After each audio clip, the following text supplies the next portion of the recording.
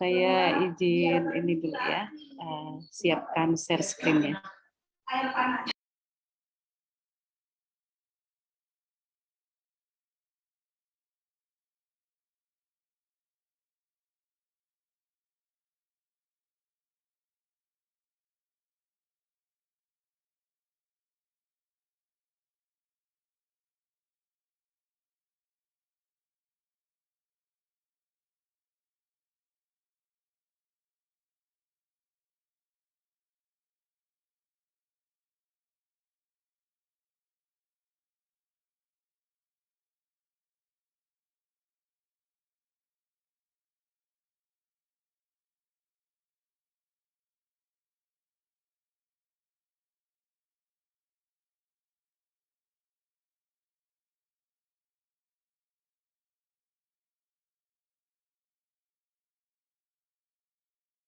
Mohon maaf sebentar ya Mbak Miranti. Saya coba share screen kok agak. Screen-nya harus saya download dulu aja. Ngadet soalnya nggak mau ditampilkan.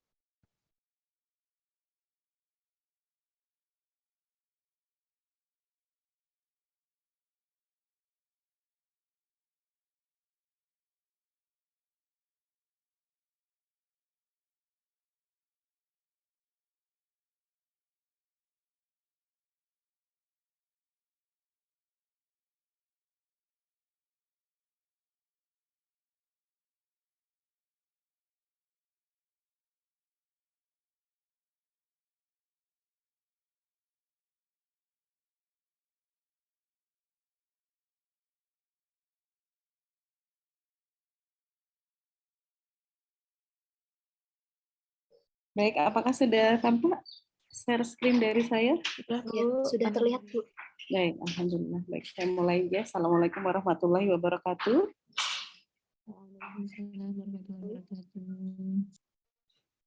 Alhamdulillah, asyhadu an la ilaha illallah wa asyhadu anna Muhammadar Rasulullah.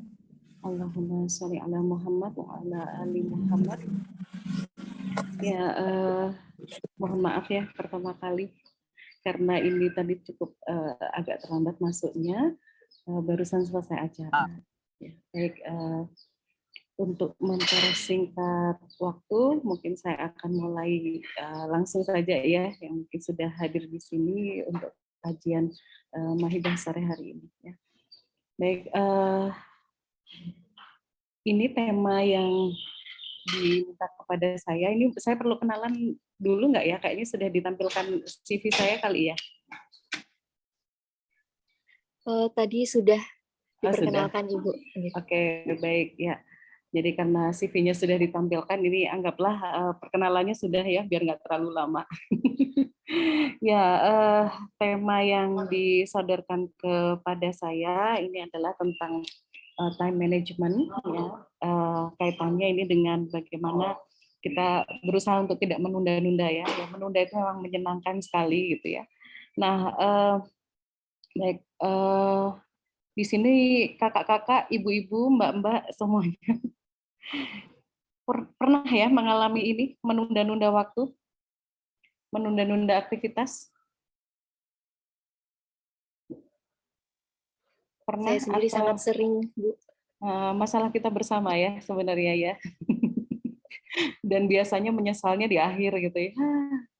Tahu kemarin bisa udah dilakukan ini itu berarti udah selesai duluan ya, tapi ternyata nah ini nanti yang akan kita bahas sebenarnya masalah manajemen waktu ini bukan hanya masalah skill ya, bukan. Kalau kita bicara keterampilan mengelola waktu, ternyata bukan hanya skill, nanti ada banyak problem psikologis sebenarnya yang melatari kenapa seseorang itu menunda waktu. Nah, kita kenali dulu ya bagaimana pandangan ya tentang waktu itu sendiri. Nah, ketika membaca ini tuh rasanya malu gitu ya. Mungkin kita jadi melakukan refleksi gitu ya. Kita melakukan refleksi tentang penundaan waktu yang mungkin selama ini kita lakukan ya tanpa kita sadari. Sedangkan di dalam Al-Qur'an sendiri, dalam hadis gitu ya, kemudian dalam sejarah ya para ulama itu sangat sangat menghargai waktu begitu ya, memastikan bahwa waktu itu tidak terlewat begitu saja begitu ya. Tapi mungkin bisa kita lihat ya pada era sekarang ini mungkin ada beberapa hal yang pada akhirnya itu tidak menjadi sesuatu yang produktif ya. Jadi di dalam Al-Qur'an sendiri ya ada 3 setidaknya yang menyebutkan tentang waktu atau masa. Memang di sini disebutkannya di dalam Al-Qur'an ini lebih pada waktu kita di dunia dan sampai nanti ya kita dipanggil begitu. Nah, kemudian di sini, mohon maaf kelihatan nggak? Saya zoom aja. Nah, oke. Nah, di sini hadis yang diriwayatkan oleh Ibnu Abbas ini yang sudah kita kenal ya. Ada yang tahu lagunya nggak ini ya? Sampai dilagukan ya oleh Raihan kalau nggak salah waktu itu. Oke, jadi manfaatkan 5 perkara sebelum 5 perkara gitu ya. Nah, ini menjadi satu dasar sebenarnya tentang bagaimana kita memanfaatkan waktu, memanfaatkan kesempatan, usia kita, kondisi kita, situasi kita, ya gitu ya. Nah, itu yang perlu kita mungkin benar-benar sadari bersama. Ya. Jadi di sini manfaatkan 5 perkara sebelum 5 perkara. Ya, sambil kita merenung di sini ya. Waktu mudamu sebelum datang masa tuamu gitu ya. Mungkin kalau yang masih muda-muda begini ya, saya jadi flashback juga ya kan. Di masa-masa saya muda, sekarang udah tua ya. Harus menyadari itu. Memang ada sebuah perubahan yang pasti itu perubahan biologis ya, perubahan biologis di mana mungkin dari sisi stamina, energi itu sudah berbeda gitu. Sehingga ketika kita tidak memanfaatkan masa muda kita tuh amat sayang sekali gitu ya. Mungkin kalau sekarang lebih banyak yang mengenal masa muda buat bersenang-senang dulu gitu ya. Padahal kebalikannya ya, harusnya bersenang-senang itu nanti ya. Kalau semuanya memang sudah dioptimalkan di masa muda baru kita bisa menikmati. Ya, masa sehat sebelum datang masa sakit ya. Kemudian ini juga benar banget ya, kalau udah sakit itu kita nggak bisa ngapa-ngapain, betul nggak? Ya. Jadi terasa, aduh rasanya banyak yang kita pasti akan sayang kan ketika misalnya ya terbaring di tempat tidur beberapa hari, kita jadi mulai merasakan betapa sudah banyak ya waktu yang terbuang begitu. Masa kaya sebelum masa kefakiran gitu ya. Jadi ketika longgar dari sisi rezeki maksimalkan gitu ya untuk bersedekah, berbagi gitu. Masa kayamu sebelum datang masa kefakiran, masa luangmu sebelum datang masa sibuk. Jadi ketika luang justru kita manfaatkan untuk melakukan banyak hal yang lebih produktif ya, nggak menunggu sibuk gitu ya, sibuk baru teringat semuanya. Nah, jadi ketika luang itu justru kesempatan kita. Nah, ini juga menarik ya. Dan ini harus kita gunakan sebenarnya dalam keseharian kita, dalam sehari-hari kita. Pasti ada masa luang. Nah, itu gunakan, manfaatkan gitu ya untuk bisa lebih produktif gitu. Masa hidupmu sebelum datang kematian. Kemudian ini juga dari Abdullah Ibnu Mas'ud ya ini. Jadi di sini benar-benar luar biasa ya para sahabat ya, para ulama itu betul-betul ya memastikan gitu bahwa waktu yang dimiliki itu benar-benar tidak terbuang sia-sia, memastikan gitu ya. Memastikan bahwa ketika datang ya malam hari itu artinya kan usianya udah berkurang 1 hari gitu. Memastikan bahwa dalam 1 hari itu ada 1 amal kebajikan ya, amal soleh yang sudah dilakukan gitu ya. Nah itu luar biasa gitu ya. Nah ini dia, ini beberapa contoh ya. Ada seorang yang bernama Ubaid bin Yais ya. Selama 3 tahun itu tidak pernah makan malam dengan tanganku sendiri. Ya, jadi saudarinya yang menyuapi beliau gitu ya. Sedangkan beliau itu menulis hadis itu kebayang nggak sih? Jadi dalam keseharian itu sampai makan itu jadi sesuatu yang bukan terlalu prioritas gitu ya, bisa disambi kalau orang Jawa bilang. Nah ini sangat berbeda ya dengan mungkin situasi kita gitu. Sekarang makan aja menjadi sesuatu yang kadang harus waktunya tuh betul-betul harus disiapkan bahkan dalam waktu yang cukup lama gitu ya. Nah ini sangat berbeda dengan ulama zaman dahulu. Nah ini saya ingin tanya nih, di sini ada yang sudah menikah atau mungkin kalau belum menikah punya cita-cita suaminya tuh nanti seorang hafiz misalnya ya. Harus siap-siap untuk menyuapi ya. Jadi biar bisa nambah hafalan gitu ya. Salah satu bakti istrinya adalah menyuapi gitu ya. Jadi nggak terlalu termakan waktunya begitu ya untuk makan gitu ya. Nah itu luar biasa ini. Atau kalau yang dalam konteks sekarang itu mungkin yang suami atau istrinya gitu ya harus mengejar atau menuliskan karya gitu ya. Ya udah karyanya itu nanti akan jadi amal kebajikan ya. Ya udah dibantu disuapin. Mungkin sampai seperti itu ya. Saya membayangkan gitu. Saking waktu itu betul-betul harus dimanfaatkan. Mari kita coba berhitung berapa menit sih kita gunakan waktu untuk makan itu biasanya. Berapa menit ya? Kira-kira rata-rata di sini makan berapa menit? Boleh dijawab deh di kolom chat. 15 Sekali menit. Cukup 15 15 menit sambil ngobrol. Nah, ngobrol gitu ya, bahkan bisa jadi setengah jam, 30 menit. Coba kalau pas kerja ya di kantor misalnya kayak gitu. Ada jeda isomat 60 menit misalnya ya. 60 menit. Oke, 60 menit. Rata-rata bisa dikira-kira tuh. Sholat berapa menit? Makan sambil ngobrolnya biasanya lebih lama ya. Iya enggak? Nah, ini kan jadi renungan ya buat kita bersama gitu ya. Mungkin ada yang memang harus bisa betul-betul dikelola dengan baik. Nah, ini contoh lagi ya dari Abdurrahman bin Abdul Halim bin Ibnu Taimiyah gitu ya. Ini kakek dari Ibnu Taimiyah gitu. Jadi ketika Syekh Majduddin ya ini masuk ke WC itu beliau bilang kepada kepada kakeknya Ibnu Taimiyah, bacakan kitab ini dengan keras ya agar aku bisa mendengarkannya dari dalam WC. Jadi ketika di WC begitu ya di toilet aja memastikan jangan sampai itu menjadi waktu yang terbuang gitu.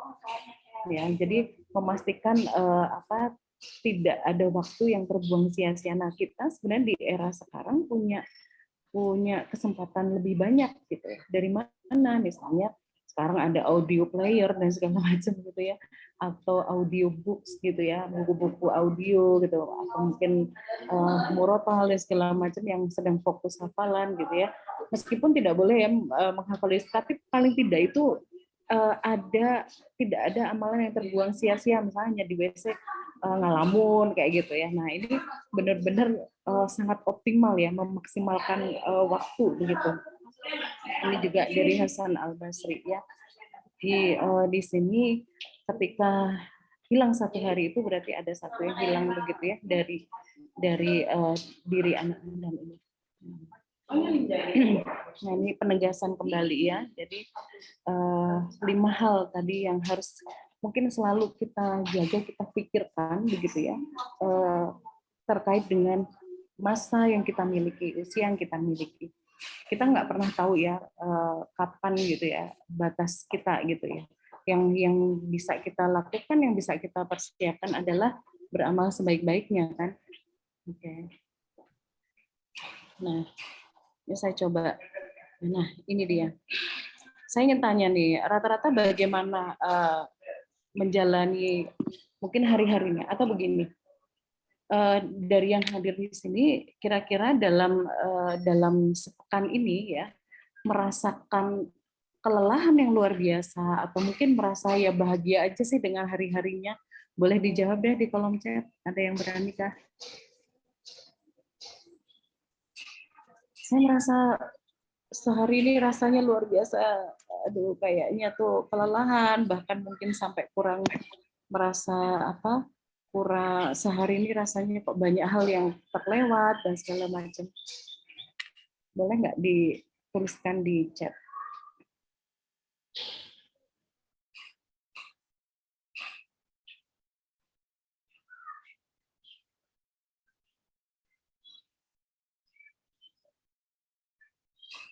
Oke, baru satu loh yang DM ke saya. Yang lainnya boleh deh kalau mau DM ke saya. Ada rasa lelah yang luar biasa sampai lelah itu kita kayak kurang bisa menikmati ya hari kita itu. Ya kan ada juga yang sangat-sangat hektik, tapi dia tetap bisa menikmati hari-harinya. Hektik luar biasa, tapi tetap bisa bahagia. Ada juga yang nggak ngapa-ngapain, nggak ngapa-ngapain dan pada akhirnya nggak bahagia. Oke, bahagia. Oke, ada yang lelah ya, mungkin mengantarkan anak untuk toilet training. Ada lagi mungkin monggo silakan.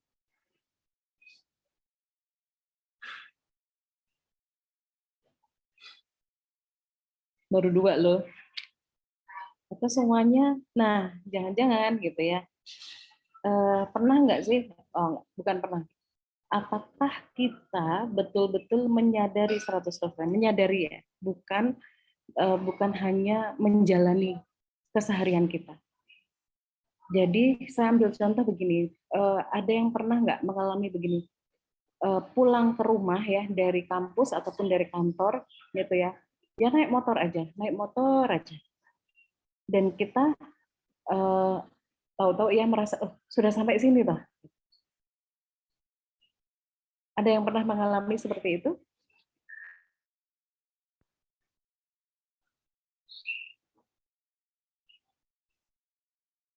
Tahu-tahu udah sampai. Apa kalau dalam contoh sholat itu tahu-tahu udah sampai rakaat ketiga ya. Ya kita tuh memang bisa ya untuk sesuatu aktivitas yang kita lakukan sekian tahun gitu ya. Udah sekian tahun melalui jalur gitu ya, misalnya kalau kita naik motor, naik mobil gitu ya, udah jalurnya udah puluhan tahun di situ terus, makanya yang terjadi itu otomatis ya, otomatisasi. Ya, kita mungkin sadar di awal tapi kemudian ya berjalan saja, tahu-tahu udah sampai rumah. Nah, itu artinya kita menjalani tapi kita nggak menyadari. Dalam keseharian kita pernah nggak mengalami seperti itu ya. Jadi sehari berjalan udah tahu-tahu udah sore ya udah gitu. Tapi kita merasa nggak ada hal yang kita lakukan gitu ya. Ya udah jalani aja gitu.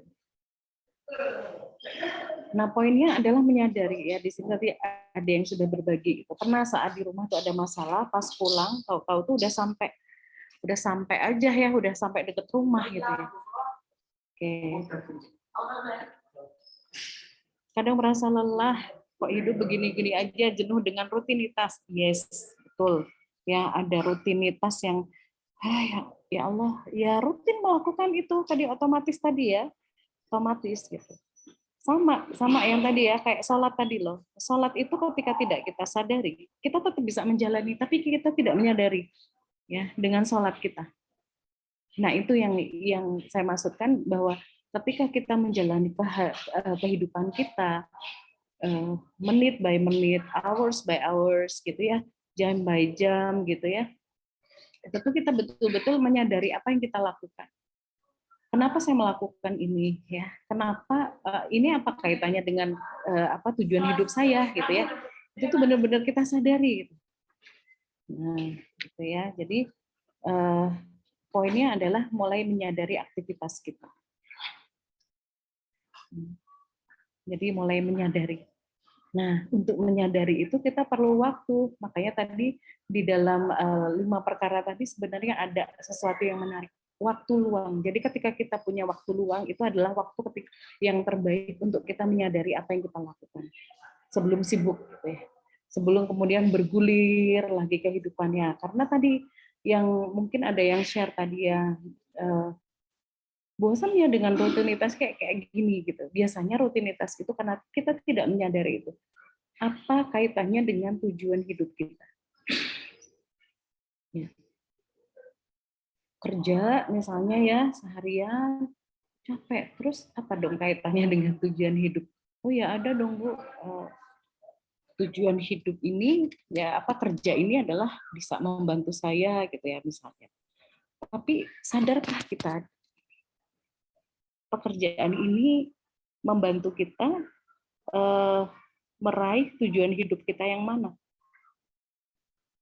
Kalau dibilang bahwa kerja itu ibadah misalnya kayak gitu ya, seperti apa kerja yang ya menurut masing-masing? Kerja atau mungkin aktivitas belajar, kuliah gitu ya, yang itu memang benar-benar kita kita kita sadari bahwa itu adalah ibadah kita kepada Allah. Jangan-jangan enggak, ya udah bergulir aja, kerja ya, masuk kantor jam 8, habis itu keluar jam 4, udah gitu. Tapi ketika kita betul-betul memaknai misal ketika masuk kantor jam 8 gitu ya, ketemu satpam misalnya, satpam di depan gitu ya, kita sapaan orang yang memahami ada nilai pahala di situ dengan enggak tuh beda. Kalau dia memahami bahwa ketika dia menyapa, apalagi mungkin sesama muslim gitu ya, dia mengucapkan salam, itu ada pahala. Tapi kalau yang enggak ya udah, Waalaikumsalam Pak, udah gitu ya. Tapi ketika sapaan ini adalah doa gitu ya, itu sadar gitu. Nah, nanti merembet nih sebenarnya sampai ke bagaimana kita sholat, kita ibadah. Tadi sholat yang tidak meninggalkan atsar atau bekas, ya sholat yang ya begitu aja. Gerakan nggak salah, enggak. Tapi makna dari yang dilakukan tuh nggak ada. Oke, saya ingin tanya nih, berapa banyak aktivitas dalam sehari? Tolong sebutkan langsung. Nah, jarang ada yang bisa menjawab langsung. Ya. Nah, disinilah peran kita menyadari aktivitas kita dalam sehari-hari. Kalau kita nggak sadar ya memang banyak yang dilakukan, tapi tidak ada makna yang membekas di situ. Ya pada akhirnya mungkin ada hal-hal besar, ada hal-hal yang mungkin kita lakukan, tapi kita menganggap itu sepele. Ya karena tadi kita nggak menyadari ini sebenarnya apa sih yang kita lakukan, bergulir begitu saja. Oke, kemudian di sini, nah aktivitasnya bisa banyak ya, tapi semuanya sama punya waktu 20 hari adalah memilih aktivitas siap yang hidup ya punya waktu 24 jam aja, bukan berarti yang lebih sibuk waktunya lebih banyak, enggak.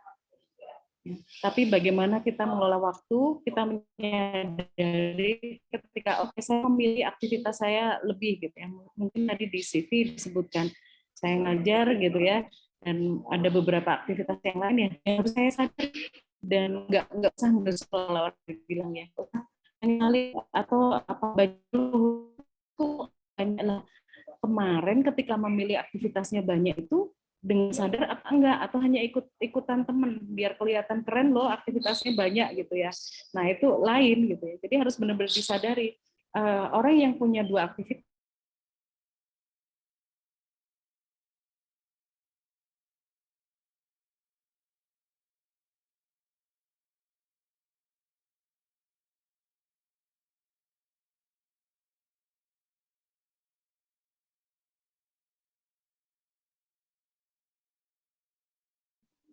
bentar.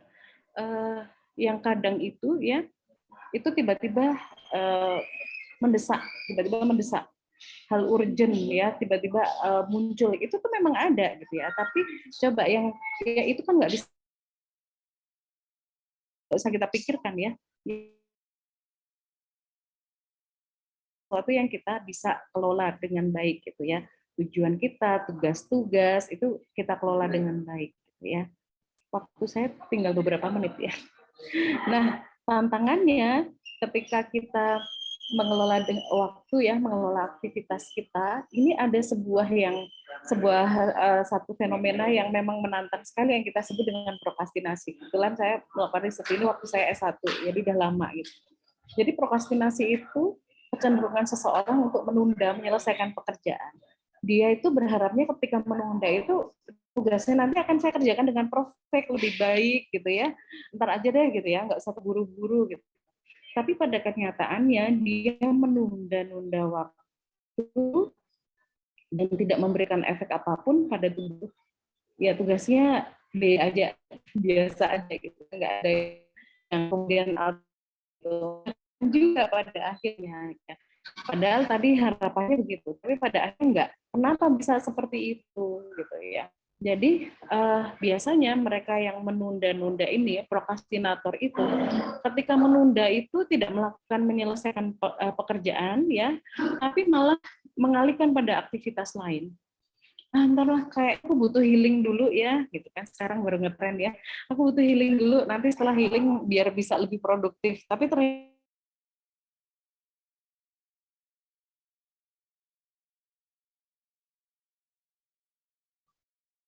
saya sempat terlempar kayaknya ya. Oke. Jadi seringkali ada aktivitas ini loh, aktivitas yang teralihkan pada aktivitas lain yang kita kira itu bakalan membuat kita lebih produktif, tapi enggak sama sekali.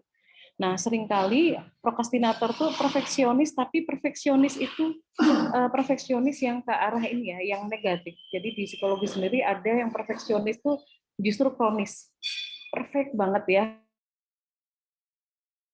yang perfeksionis yang luar biasa perfeksionis itu kecenderungan pada akan mengarahkan pada gangguan yang disebut dengan obsessive compulsive disorder. Jadi orang obsessive compulsive disorder itu dia kalau meletakkan barang gitu ya pada satu itu dia apal banget. Ketika barang itu bergeser sedikit aja dia udah risih. Aku kemarin naruhnya tuh nggak kayak gitu loh. Ini miringnya kurang dikit gitu ya. Nah itu tuh sampai segitunya kalau orang yang obsessive compulsive gitu ya. Karena saking perfectnya, detail banget. Tapi kenapa dia melakukan itu? Karena di sini ya ada kecemasan dalam dirinya, kadang takut gagal sebenarnya gitu ya. Daripada aku nanti hasilnya jelek, daripada nanti tugasku dinilai biasa aja gitu ya.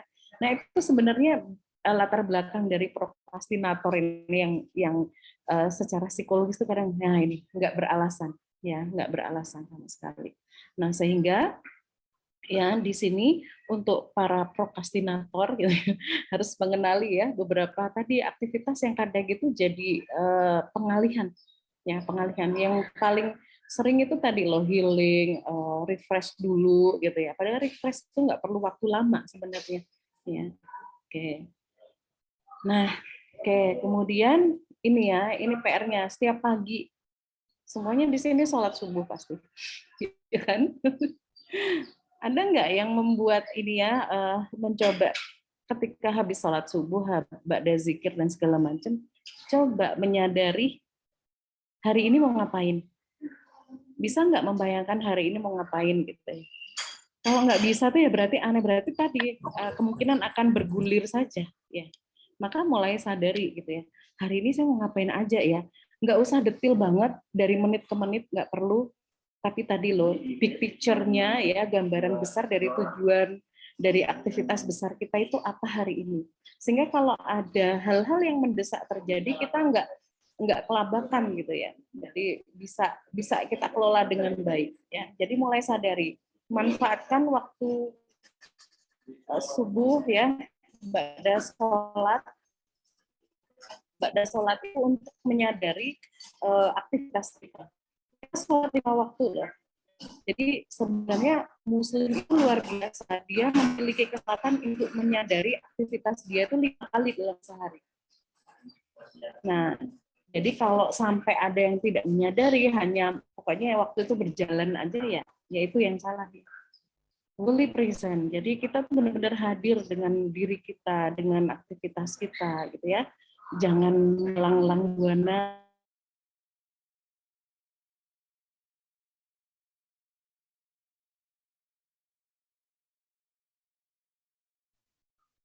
Kembali terpental lagi.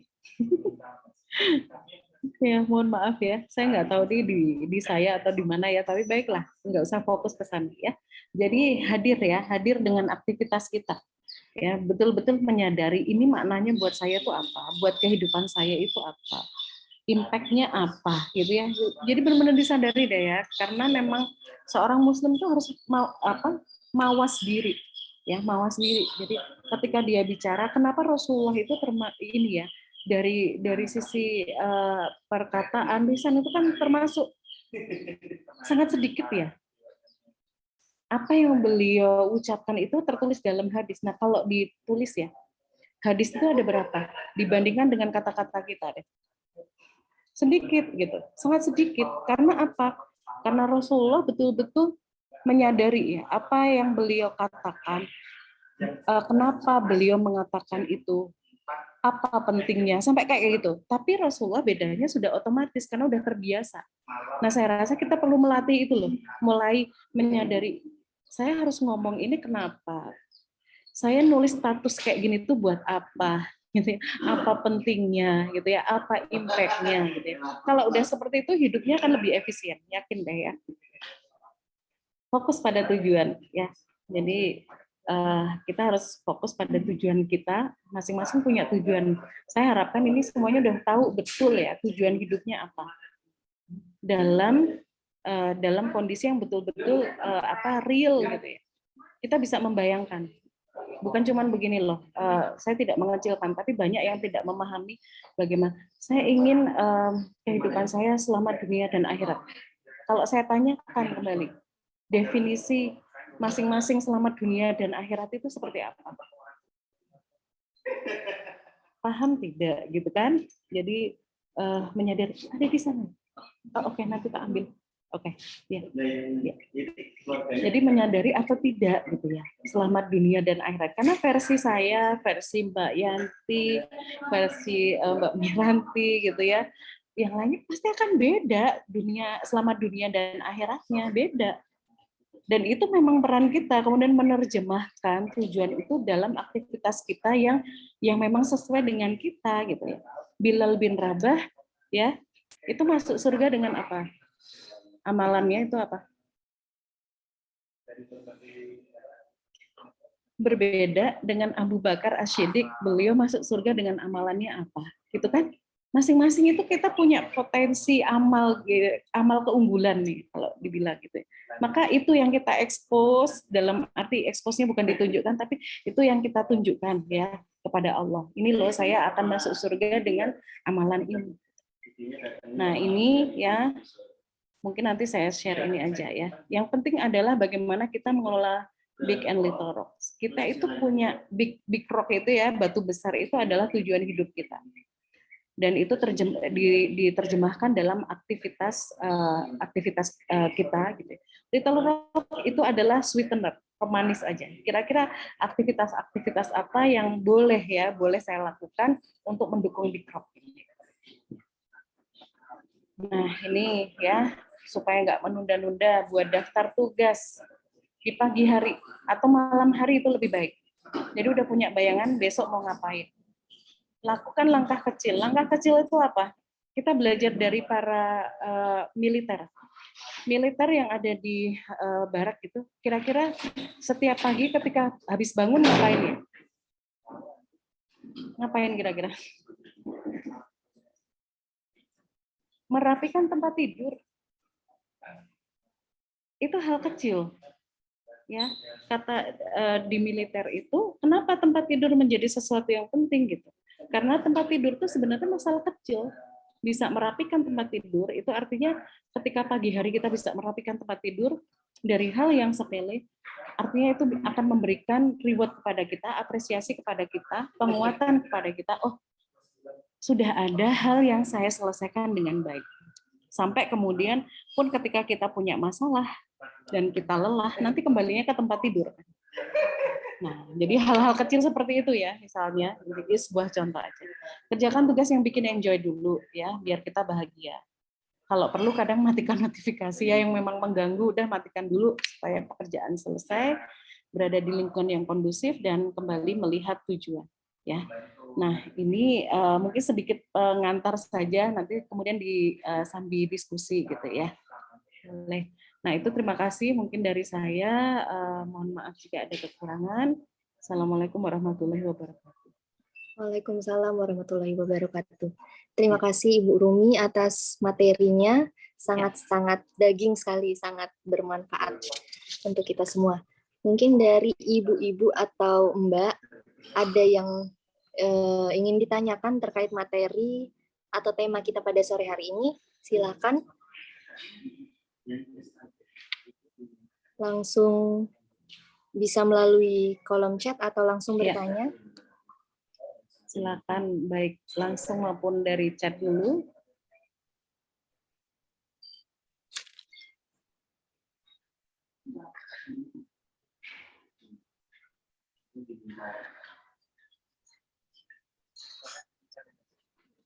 Di sini semuanya, kalau saya boleh bertanya, sudah tahu ya tujuan hidupnya? Pasti kan ya? Sudah tahu atau mungkin masih meraba-raba? Kayaknya nanti perlu ada sesi khusus bagaimana kita membuat tujuan hidup. Karena banyak yang miss di situ. Merasa punya tujuan hidup, tapi kok nggak tercapai-capai ya? Jangan-jangan tujuan hidupnya salah setting. Jadi nggak dapat-dapat. Terlebih lagi kalau kemudian ikut-ikutan teman, misalnya pengajian, ya ini aja selama dunia dan akhirat tadi loh, secara umum, tapi belum bisa diterjemahkan selama dunia dan akhirat itu seperti apa gitu kan. Oke, bagaimana agar kita fokus menyelesaikan, ini ada pertanyaan nih Mbak, dari Mbak atau Ibu ya. Ini dari Dokter Miranti.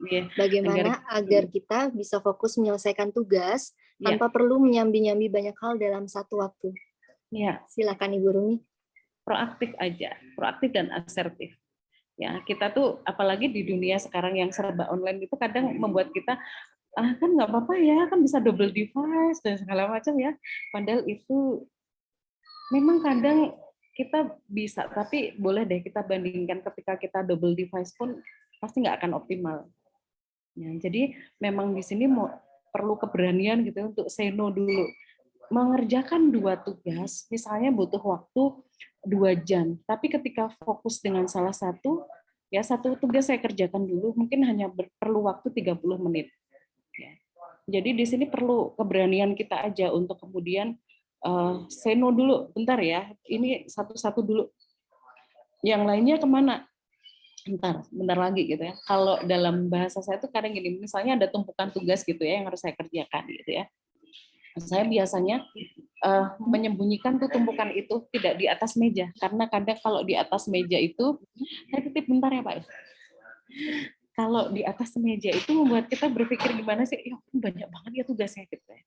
Tapi saya lebih fokus kepada oke, tugas ini yang mau saya kerjakan dulu, yang lainnya di bawah meja dulu ya gitu. Itu salah satu strategi ya. Oke, di atas meja ini satu dulu yang saya kerjakan fokus. Oke, kemudian memang kita harus punya bayangan ya. Oke, kira-kira tugas ini akan selesai berapa menit gitu ya, berapa jam dan seterusnya. Fokus satu-satu. Gitu. Mau nggak mau memang harus begitu tuh Bu Miranti gitu ya.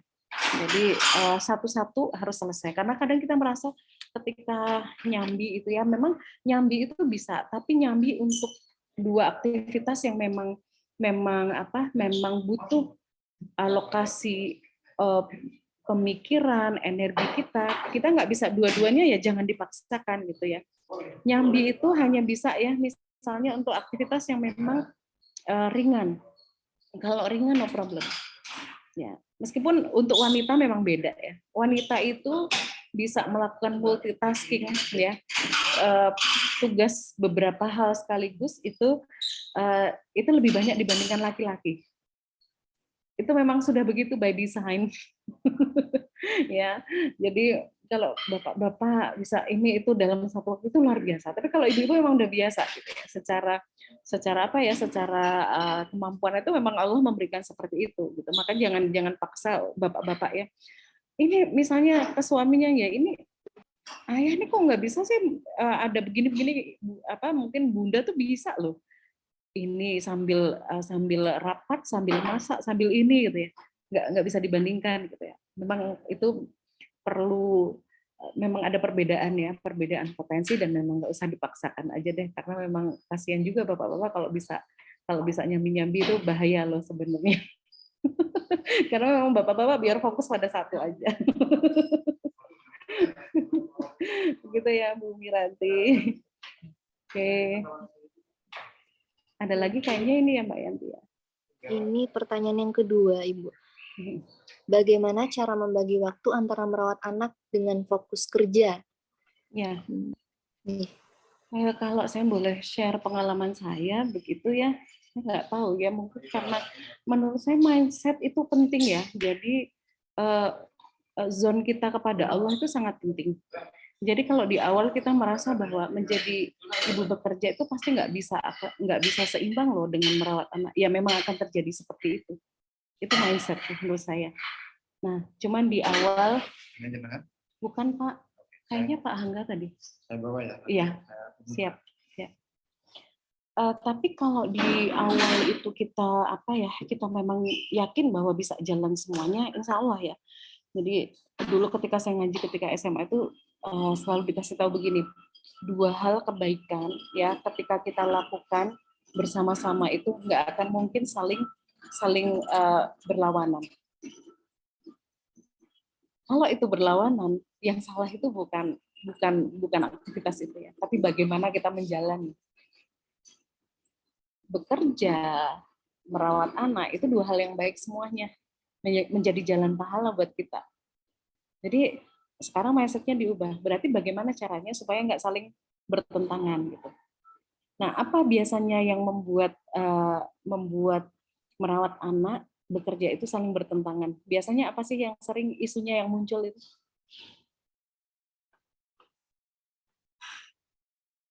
Ada yang bisa jawab nggak? Oh, kalau ibunya bekerja pasti anaknya kurang perhatian deh. Ya nggak? Apalagi, itu contohnya loh. Itu contohnya. Apalagi? Nah, kalau ibunya bekerja, ya pasti keteteran, pasti anaknya nggak keurus. Kurang banyak waktu buat anak, betul. Pasti nggak ada waktu deh buat anaknya. Nah, itu tuh kenyataan atau sebenarnya pandangan orang ya? Kurang banyak waktu. Emang harus berapa waktu yang diberikan untuk anak misalnya? Berapa banyak sih? Apakah ketika saya bekerja itu kemudian saya melupakan anak misalnya kayak gitu? Enggak kan ya? Enggak. Ini memang betul-betul pertama itu adalah dari kerangka pikir kita atau mindset kita. Mindset kita itu dulu bahwa ini nggak bertentangan. Kenapa? Kenapa saya yakin nggak bertentangan? Karena saya punya Allah yang bisa membantu saya. Di awal bayang kakak, mungkin mbak-mbak, ibu-ibu di sini, saya punya 4 anak ya, kecil-kecil. Dengan kondisi saya dosen dengan tugas tambahan ya, tadi saya sebutkan di CV saya. Ya udah, mindsetnya harus itu, bahwa saya itu punya Allah yang membantu saya. Anak saya hebat itu bukan karena saya, tapi karena Allah. Karena kita udah merasa ini dulu ya, oh kalau anaknya dipuji ya, misalnya hafalannya banyak, oh kan ibunya bangga gitu. Oh kalau di kelas, di sekolah bagus prestasinya, yang kena pujian siapa? Orang tuanya ya. Tapi kalau anaknya prestasinya jelek, yang malu orang tuanya. Nah, sekarang anak itu sekolah buat dia apa buat orang tuanya sih? Ya, kadang salah kaprah juga kan ya. Nah, itu dia. Apalagi misalnya gini nih, saya dosen psikologi, malu lah gitu ya. Tuh ibunya dosen loh gitu. anaknya prestasinya biasa-biasa saja gitu ya, nggak yang wow gitu ya. Ya mungkin kalau kita udah mulai terganggu hal-hal seperti itu, yang kita tanya adalah kita sebagai orang tua. Ya, jadi keikhlasan kita menjalani peran sebagai orang tua, dan mungkin adalah ketika diamanahkan gitu ya, diamanahkan bekerja juga, ya saya rasa kita harus mulai ini ya, mulai betul-betul mengikhlaskan itu. Pun dengan ketika kita udah menyiapkan diri itu akan sedikit berbeda ya. Kenapa? Ketika nanti ada suasana yang sangat hektik, kita nggak akan gerusulo, kita nggak akan protes sama Allah. Situasinya kayak gini sih berat gitu. Saya tuh mungkin ada yang pernah mengalami seperti ini. Pulang ke rumah udah menjelang maghrib, ya begitu sampai rumah anak itu panas bergantian, ya panas bergantian, 4 anak itu ya panas bergantian, dan besok pagi itu sebenarnya harus berangkat pagi-pagi. Nah, gimana rasanya? Tapi alhamdulillah ya waktu itu tuh kami cuma tersenyum aja, saya dan suami tersenyum, Insya Allah gitu ya. Kayaknya Allah itu betul-betul men-challenge kita melebihi limit yang kita pikir loh, Bah gitu. Mungkin nggak akan kebayang, ya udah kita Bismillah ya, kita lalui aja semalam ini kita bersama anak, nggak tahu nanti Allah itu memberikan kekuatan kepada kita berdua tuh sampai seperti apa membersamai 4 anak yang demam. Ya udah kita rawat bisa mungkin dengan terkantuk-kantuk, ya sudah kita terima gitu ya. Tapi betul ya, Allah itu nggak pernah tidur, Allah tuh nggak pernah meninggalkan kita. Saya betul-betul, saya tuh merinding kalau mengingat kembali itu. Ada satu titik di mana kami itu sebagai orang tua ya, itu tertidur bergantian dan hanya beberapa menit, tapi kami merasakan tidur yang sangat lama. Ya betul-betul merasakan, kayaknya bangun itu ya ketika anak yang ini, oh ini harus kita rawat gitu ya, yang gantian gitu. Kayaknya bangun itu udah bugar aja, dan betul ya, subuh itu kayak Allah ngasih pertolongan gitu ya. Allah ngasih pertolongan tuh semuanya tiba-tiba bugar aja gitu ya. Memang ada yang suhu badannya belum normal, tapi mereka fine-fine saja gitu ya. Kami harus berangkat kerja, ya udah berjalan begitu saja. Jadi yakin aja banyak pertolongan Allah ketika Allah itu menitipkan anak kepada kita. Allah itu nggak pernah cuci tangan ya, kasih anak udah urusan dewe gitu ya. Dengan segala dinamikanya enggak gitu ya. Pun ketika ada amanah kepada kita adalah kita bekerja, yakin gitu. Menjadi orang tua itu mengajarkan kepada kami semua, ya saya dan suami, untuk being humble, bahwa misalnya saya tuh belajar psikologi, tapi saya nggak boleh sombong dengan ilmu saya. Bahwa ternyata betul-betul yang memilih anak itu adalah dengan anak kami, dengan bahkan kemampuan kami. Jadi ya let it go aja, ibu-ibu semua di sini, kakak-kakak semua, ketika menjalani itu semua. Saya nggak punya resep yang bagaimana, ya itu hanya share saja bagaimana saya menjalani, dan pertolongan Allah itu hadir dari banyak sisi. Ya, saya sendiri sampai detik ini saya melihat ke belakang bagaimana anak-anak saya kemudian yang kakak udah 10 tahun, ya Allah, padahal dulu perjuangannya anak prematur dan seterusnya gitu ya. Ternyata Allah memudahkan semua gitu ya, dan Allah tuh sih gitu. Itu yang harus kita yakini. Nah, jadi mengelolanya itu dengan memang harus melibatkan Allah ya, campur tangan Allah. Ada yang resen, saya off cam sebentar untuk mengambil barang-barang saya di ruangan sebentar. Monggo sambil di ini tanya, nggak apa-apa. Silahkan, ada yang resen mau di ini ya, Ibu atau Mbak Agintani, silahkan. Oh ya, assalamualaikum warahmatullahi wabarakatuh. Waalaikumsalam warahmatullahi wabarakatuh. Ini masya Allah sekali, materinya itu sangat sesuai dengan kondisi saya beberapa waktu ini gitu, Bu. Iya. Jadi memang saya sedang di kondisi yang bingung gitu ya menentukan. Kadang itu bisa saya ingin mendapatkan pendapat gitu Bu terkait ini ya. Jadi kan kita saya ibu dengan 3 anak.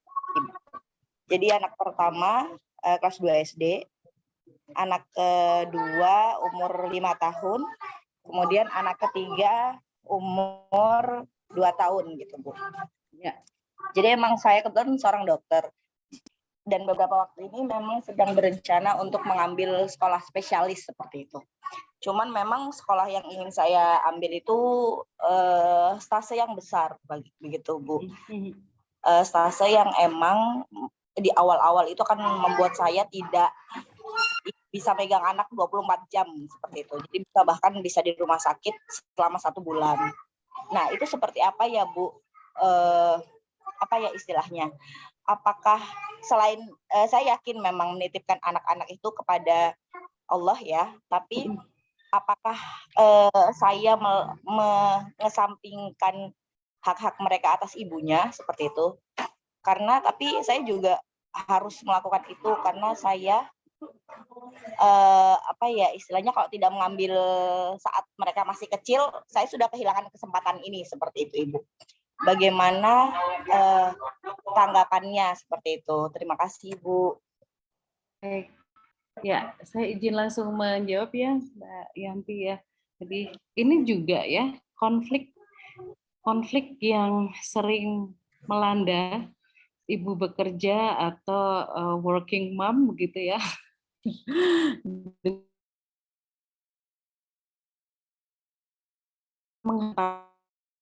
Saya begitu ya, karena mungkin di ibaratnya di kampung saya gitu ya, sayalah mungkin yang baru pertama kali memberanikan diri menitipkan anak saya yang baru berusia waktu itu yang nomor 2 ya, itu usia ya habis cuti enggak 6 bulan MPASI itu ke daycare ya. Waktu itu yang di Ucen ya yang saya dengar itu adalah kok kayaknya ibunya itu nggak mau ngalah sih ya gitu ya, mikirin karir doang gitu. Ya padahal yang kita pikirkan is not that simple gitu ya, apalagi ketika kita berada dalam amanah gitu ya. Saya tuh cuman berdoa pada Allah gitu ya. Saya tuh ingin jalan dua-duanya. Apa nggak bisa ya Allah gitu ya, memang sempat gitu. Tapi murni saya tuh bukan saya kalau misalnya ya ada satu amanah yang saya selesaikan dengan tuntas gitu ya, saya meninggalkan gitu, itu akan menjadi penyesalan seumur hidup yang mungkin itu nggak akan bagus buat saya. Gitu. Nah, memang waktu itu saya agak lupa dari mana ya, cuman waktu itu saya tuh diingatkan begitu ya, kembali meluruskan niat. Misalnya Dokter Aginta ya, ini mau melanjutkan ya ke spesialis, betul-betul meluruskan niat gitu ya. Makna tadi loh, makna di manakah ya, di manakah atau seperti apakah nanti studi lanjut ke spesialis ini akan bermakna ke dunia dan akhirat, bahkan kepada keluarga. Itu tuh benar-benar memang bukan perkara sehari 2 hari. Saya benar-benar harus meluruskan niat kala itu yaitu ya kenapa gitu ya, kenapa saya memutuskan waktu itu ya menitipkan anak gitu ya, menitipkan anak. Sampai di TK-nya anak saya yang sekarang itu saya warga paling lama ya, warga paling lama karena apa, dari anak nomor 1 sampai nomor 4 itu semuanya berada di situ semua gitu ya. Tapi memang betul-betul challenging itu, sangat-sangat menantang. Tapi ketika kita mampu meluruskan niat ya, meluruskan niat sampai betul-betul kita hanya melihat Allah ya, tujuan kita. Melihat Allah dalam tujuan sekolah lagi ya, studi lanjut, melihat Allah kembali dalam merawat anak. Insya Allah akan ada titik temu. Insya Allah akan ada titik temu. Dan yakin saja gitu ya, ketika memang kemudian muaranya itu pada Allah semua, yakin aja Dok bahwa Allah itu nanti yang akan membantu. Ya, Allah yang akan banyak terlibat kok dalam dalam apa dalam pengasuhan anak. Saya tuh ada seorang kolega saya itu yang eh, sampai sampai bilang begini, tapi Bu Rumi itu hebat, Bu Ruminya yang bukan hebat Pak, saya bilang gitu, bukan hebat, iya, tapi ternyata itu di situ ya, kok bisa merawat anak, bahkan di tahun 2015 itu kami memutuskan tidak ada ART ya. Sampai hari ini alhamdulillah tidak ada ART. Merawat 4 anak, suami saya juga bekerja kantoran gitu ya, kemudian saya ada tugas tambahan, kemudian di 2018 ditambah bisnis gitu ya. Alhamdulillah ternyata bisa. Pada awalnya saya agak ragu gitu. Gimana nanti ngurus rumah, ngurus anak dan seterusnya, itu memang ada gitu ya. Itu manusiawi sekali. Tapi waktu itu bismillah saya dan suami waktu itu meyakinkan diri kita ingin memberikan contoh pada anak-anak bagaimana mengelola rumah ya, bagaimana mengelola rumah tangga lah ibaratnya kayak gitu dengan apa yang kita miliki. Tentu dengan segenap ini ya, dengan segenap keterbatasan itu harus belajar kita terima. Ya, misalnya ada yang sangat idealis ya, idealis dalam menyiapkan makan misalnya kayak gitu. Nah, kebetulan kami itu tidak. Kebetulan kami itu tidak. Jadi kami misal kalau dalam hal makan nggak terlalu yang gimana ya udah, misalnya ada tetangga jual apa ya udah kita beli gitu ya. Kadang juga misalnya ada saudara, bahkan itu kan bisa jadi peluang memberdayakan saudara gitu ya, misalnya nitip ya dimasakin ini. Jadi dari sisi masak alhamdulillah sudah tertangani. Dari sisi cucian udah ada laundry misalnya kayak gitu ya. Itu dalam hal rumah tangga. Nah, hal apa nih dalam pada diri anak yang memang itu harus betul-betul jadi prioritas kita, yang itu nggak bisa tergantikan. Nah, itu kita optimalkan.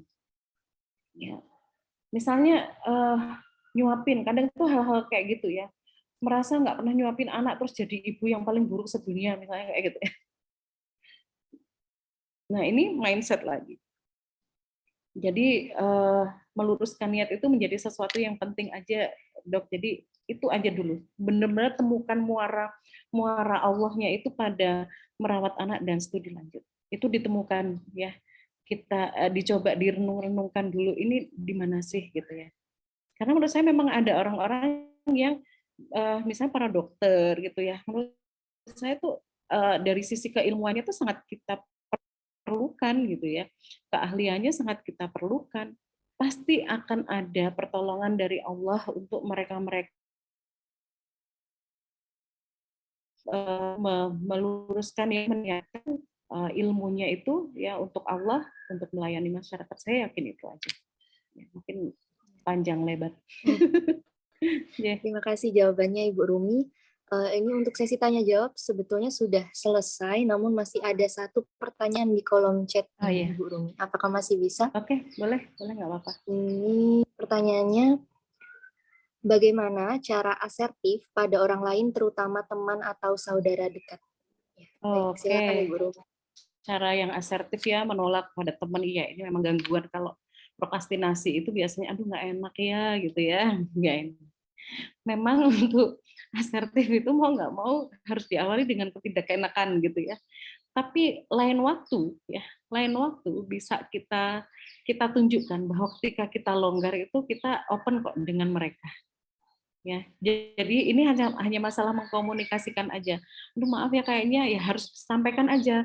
Aku tuh pengen tapi cuman ini kok ada yang harus saya lakukan gitu ya. Bahkan saya ke anak saya tuh jujur ya, kayak tadi pagi kebetulan biasanya weekend itu anak-anak udah tahu bundanya akan ada di rumah gitu ya. Meskipun ada pekerjaan itu bisa dihandle di rumah, tapi hari ini tuh tadi acaranya offline. Nah, kakak itu anak saya nomor 1 itu bilang, Bunda aku hari ini tuh mau belajar bikin pancake. Oke, ya akhirnya saya kasih pilihan.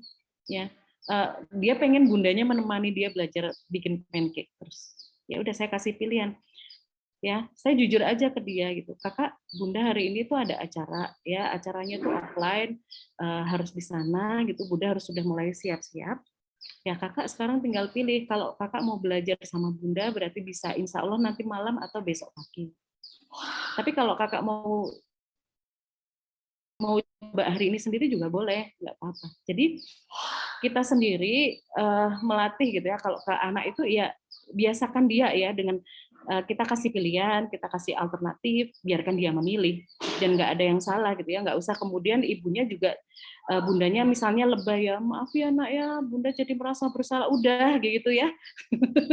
yang hal-hal kayak gitu tuh udah mulai dilepas gitu ya. Saya udah biasa aja sih kasih ke anak saya tuh pilihan-pilihan aja ke mereka itu. Even ketika saya juga merasa bersalah, saya juga bilang sih gitu ya. Misalnya, Kak, Bunda minta maaf ya karena kayaknya Bunda itu malam ini tuh mau ada kerjaan lagi yang harus Bunda selesaikan. Gitu. Kakak bisa nggak belajar sendiri dulu, atau misalnya kakak mau gitu ya, kakak duduk di samping Bunda gitu ya, belajar di situ, Bunda sambil mengerjakan, nanti kalau ada yang nggak jelas kakak bisa tanya. Dan alhamdulillah gitu ya, kalau anak-anak saya tuh udah tahu gitu ya, misalnya kok jam 8 malam bundanya masih di depan laptop, itu artinya bundanya lembur. Dan mereka cuma bilang, Bunda lembur ya malam ini? Iya. Bunda kami tidur dulu ya gitu. Udah gitu aja gitu ya, simple aja. Jadi bundanya juga pokoknya jangan baper gitu ya. Jangan baper, biasa aja gitu ya. Nanti insya Allah anak-anak tuh paham ya dengan dengan aktivitas kita, bukan berarti kita mau menangan sendiri, enggak. Itu memang ada situasi di mana ini tuh benar-benar harus harus kita kerjakan. Kadang harus merelakan waktu untuk menidurkan mereka. Ya udah, hari berikutnya kita bisa minta maaf, menjelaskan, bahkan sesekali kita kasih reward gitu ya, misalnya saya traktir gitu ya, biasa juga sih orang tua ngajak anaknya makan ya. Tapi kalau kita bilang begini, Mas, kakak, adek gitu ya, ini Bunda mau ngajak ya, misalnya makan ke Olive gitu ya. Nah ini tuh hadiah gitu, karena kemarin udah bantu Bunda gitu, Bunda lembur, kakak sama adik tuh tidur lebih awal sendiri tanpa harus Bunda tidurkan. Itu reward yang ya sebenarnya makan di sana juga bisa, ya udah makan aja. Itu yang tadi saya sebutkan itu, kalau kita menyadari apa yang kita lakukan itu lebih, oh ternyata beda ya, kali ini itu adalah hadiah dari Bunda. Mereka kan beda menerimanya dibandingkan makan yang biasa-biasa gitu ya, Mas, makan yang sama-sama di Olive tapi ya kita makan aja gitu ya. Tapi kalau kita bilang ini adalah hadiah karena kalian semua udah bantu Bunda. Nah, di awal harus ada keberanian. Maaf ya Bunda, hari ini tuh banyak kerjaan, boleh dibantu, bahkan kalau mau melibatkan anak dalam pekerjaan ya supaya mereka juga senang, bantu Bunda di sini sambil apa gitu ya, sambil ngelipet-ngelipet apa kayak gitu ya, mereka akan senang-senang aja gitu. Biasakan pamit juga ya kepada anak ya, bunda-bunda yang bekerja, misalnya hari ini Bunda tuh kayaknya akan pulang telat gitu ya, nah itu biasakan pamit gitu. Nanti weekend kita bisa jalan dan terus. Jadi dihilangkan aja nggak enaknya, karena biasanya yang menghalangi orang asertif itu kan kita udah punya bayangan dulu, nanti dia pasti mikir gini ya. Ya udah nggak apa-apa, mungkin awalnya mikir begitu, tapi ketika kita membalas dengan aku punya waktu dan segala macam, mereka akan berpikir kok itu hanya masalah pembiasaan aja, gitu. Ya, mungkin itu Mbak Yanti. Baik, terima kasih banyak Bu Rumi atas jawabannya dan materi yang sudah disampaikan. Semoga materi tersebut bisa kita terapkan untuk aktivitas sehari-hari, bagaimana caranya mengelola waktu agar dapat dipergunakan dengan sebaik-baiknya. Terima kasih Bu Rumi. Ya. Baik, untuk selanjutnya ini akan saya bacakan beberapa nama sebagai penerima door prize peserta yang aktif dari awal acara hingga akhir. Ini yang pertama, Mbak Rani Telagamas, yang kedua Mbak Ira Susana, kemudian Mbak Dwi Rofika Feptiani, dan Mbak Etika. Baik, untuk nama-nama tersebut, ini akan menerima door prize.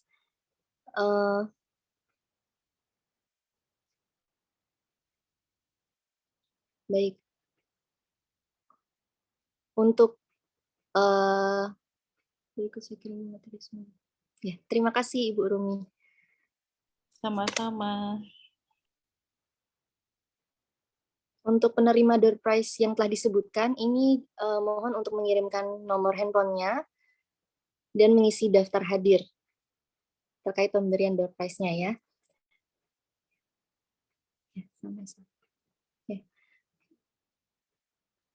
Baik, karena acara sudah selesai, sudah menginjak pukul 5 sore lebih 9 menit. Di sini saya sebagai pembawa acara memohon maaf sebesar-besarnya atas kekurangan saya dalam membimbing acara ini. Semoga materi yang sudah disampaikan oleh Bu Rumi ini dapat kita terapkan untuk mengisi dan melakukan kegiatan sehari-hari. Seperti itu. Wabillahi taufiq wal hidayah. Wassalamualaikum warahmatullahi wabarakatuh. Waalaikumsalam.